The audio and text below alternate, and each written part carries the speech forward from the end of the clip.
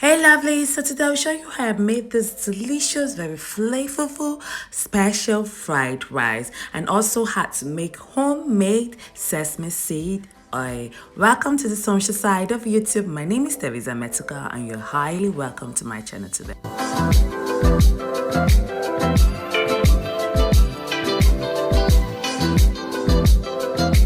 So the first thing I want to prep for is my protein, and here I'm prepping for the beef. Yes, I'm using beef in making this special fried rice. So you can decide to use whatever protein that you like. So I'll be showing you all the subsequent protein as we continue.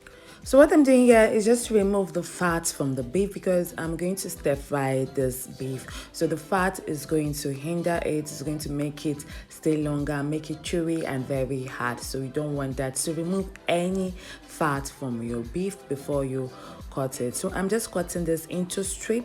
So you can decide to cut your beef into any form that you like, but I love the strip method because it's going to help the meat to cook very fast, and I also like the visual effect, how it looks. So I'm cutting it into strips, so you can decide to cut it in whatever form that you like.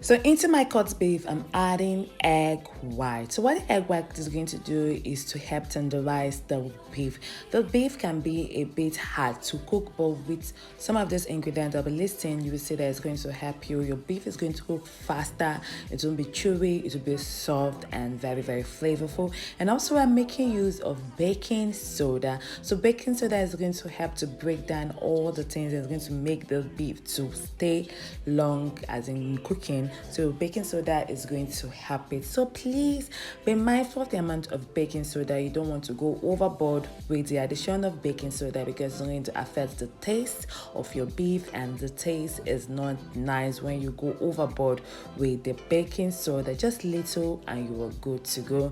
And other spices I'm adding coriander, sage, thyme, garlic powder, mustard seed powder, and some citrus. I made use of lemon juice. So I want this meat to have that tangy, that citrus flavor.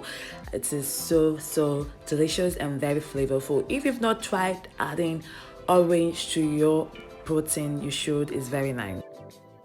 So my audio is really misbehaving, so I just have to use the text to explain. So enjoy.